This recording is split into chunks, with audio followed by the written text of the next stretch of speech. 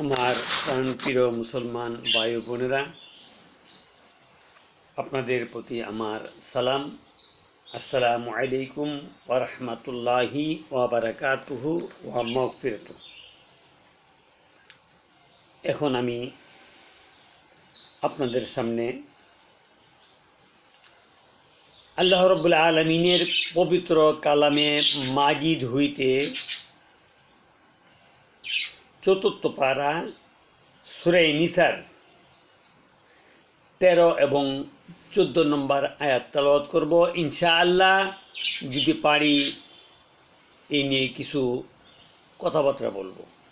যেহেতু আমি তো তাফসীর করার ক্ষমতা আমার নাই, আমি তাফসীর করতে পারবো না, যেহেতু আমি এমন কোনো বড় আলেম না। তবে আমি মনে করি যে অল্প কিছু কথাবার্তা যদি বলতে পারি আর এটা যদি মানুষের কর্ণ কহর গিয়া পৌঁছে, এ দ্বারা হয়তো আমরা সতর্ক হইতে পারি, এ দ্বারা আমরা হয়তো আল্লাহর যেগুলি নিষেধ করা আছে এই নিষেধ থেকে বাঁচতে পারবো এবং যেগুলি আদেশ করছে এই আদেশগুলি আমরা পালন করতে পারবো ইনশাআল্লাহ। শুরু হচ্ছে পবিত্র কালামে মাজিদ হইতে কোরআন তেলাওয়াত। আউযু বিল্লাহি মিনাশ শাইতানির রাজীম।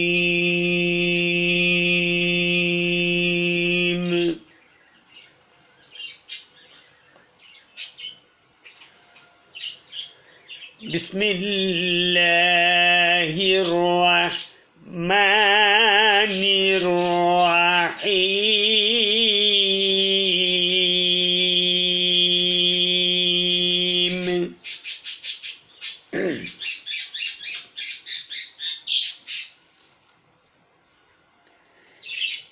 তিলকা হুদুদুল্লাহ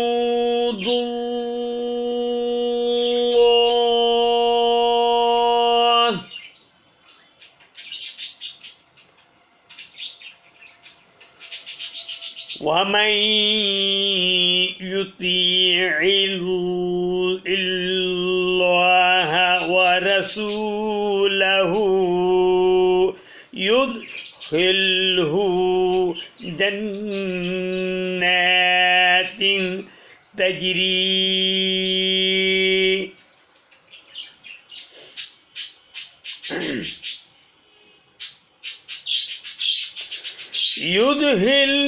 يدخله جنات تجري من تحتها الأنهار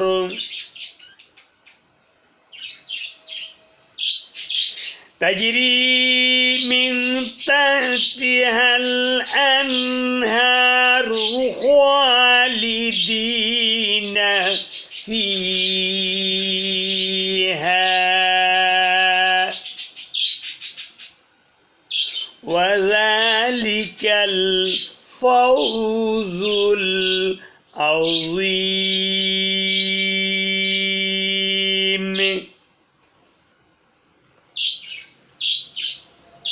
এই গেল 13 নম্বর আয়াত। এটা যারা আল্লাহর অনুগত্য করছে, আল্লাহকে ভালোবাসছে, নবীকে ভালোবাসছে, আল্লাহর হুকুমগুলি নবীর আদর্শ মতে যারা পালন করছে তাদের জন্য এই 13 নম্বর আয়াত। এবার হচ্ছে 14 নম্বর আয়াত, সূরা নিসার 14 নম্বর আয়াত। ومن يعص الله ورسوله ويتعد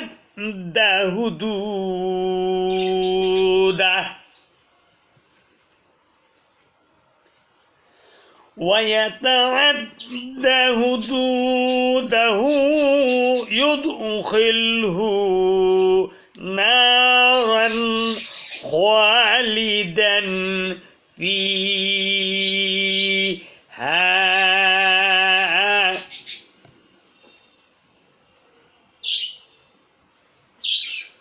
ওয়ালাহু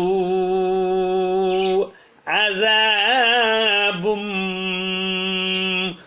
মুহিন।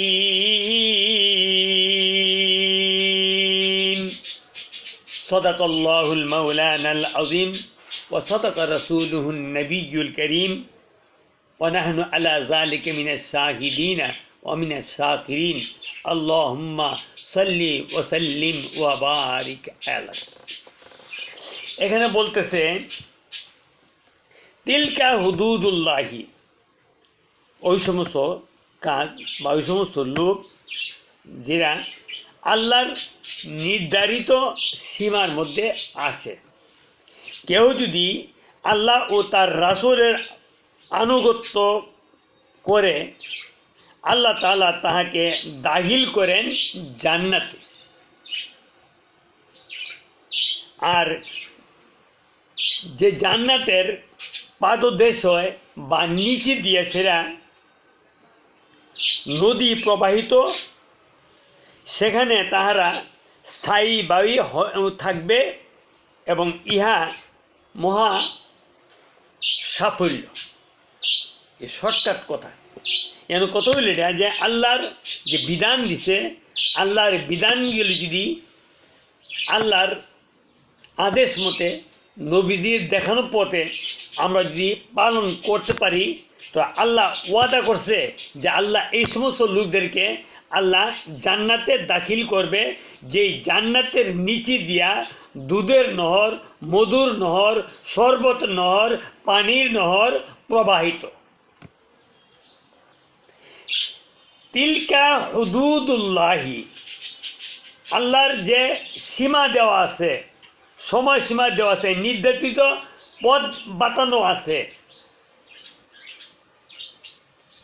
মাই ইতিল্লাহ, যারা আল্লাহর ইত্তেবা করে, ওয়া রাসূলহু, সাথে সাথে নবীর ইত্তেবা করে, ওই সমস্ত মানুষ কিন্তু জাহান্নামে যাবে না, তাদের বাসস্থান হলো জান্নাতে। আর এই জান্নাতের নিচে দিয়া দুধের নহর, শরবত নহর, পানির নহর প্রবাহিত আছে। আর এখানে তারা চিরস্থায়ী থাকবে। আর এটাই হলো এই ধরনের এই সমস্ত লোকদের জন্য সাফল্যজনক একটা জাদা ও পুরস্কার। এন কথা হলে আরও অনেক কথা হলো, আমার সময় নাই, আমি আরও অল্প মিনিটে শেষ করে দিই। ওয়ামাই ইয়াসিল্লাহ রাসূলহু ওয়া ইয়াতাআদ্দা হুদুদা ইউদখিলহু নারান খালিদান ফিহা ওয়ালাহু আযাবুম মুহিন। আর যে সমস্ত মানুষেরা আল্লাহর সীমা লঙ্ঘন করে, আল্লাহর আদেশগুলি নবীর আদর্শ মতো, নবীর দেখানো মতো পালন করে না, এ পথে দূরে সরে থাকে, আল্লাহর সীমা লঙ্ঘন করে, তাদেরও একটা বাসস্থান আছে। এই বাসস্থান নাম হলো জাহান্নাম, যেখানে সদা সর্বদা অগ্নি প্রবাহিত আছে বা জ্বলতেছে। এই জাহান্নামে যারা আল্লাহ রসুলের বিধান অমান্য করে সেরা অন্য পথে চলে, খারাপ পথে চলে, ইমান থাকে না, নেক আমল করে না, তাদের একটা নির্ধারিত স্থান আছে। এই নির্ধারিত স্থান হলো জাহান্নাম, যেটা আমরা বাংলাতে দুজক বলি।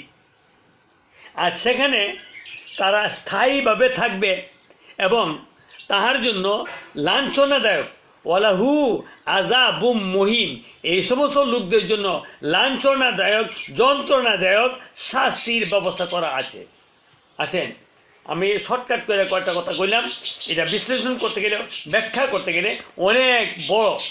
তবে আশা করি যে আমরা যে কয়েকটা কথা কইছি, এই কথাতেও ইনশাল্লাহ আমাদের উপকার হবে। আল্লাহ আমাদের সবাইকে আল্লাহর হুকুমগুলি নবীর দেখানো পথে, নবীর বাতানো পথে আমরা পালন করার জন্য, আখিরাতের জন্য কিছু সামানা সংগ্রহ করে, জোগাড় করে আমরা জন্য এই পৃথিবীর থেকে নিয়ে ইমানের সাথে, নেক আমলের সাথে আমরা কাটাইয়া এই পৃথিবী ছেড়ে যেতে পারি। আল্লাহ যেন আমাদেরকে এমন তৌফিক দান করে। ও আখিরুদ দাওয়ানা আনিল হামদুলিল্লাহি রাব্বিল আলামিন।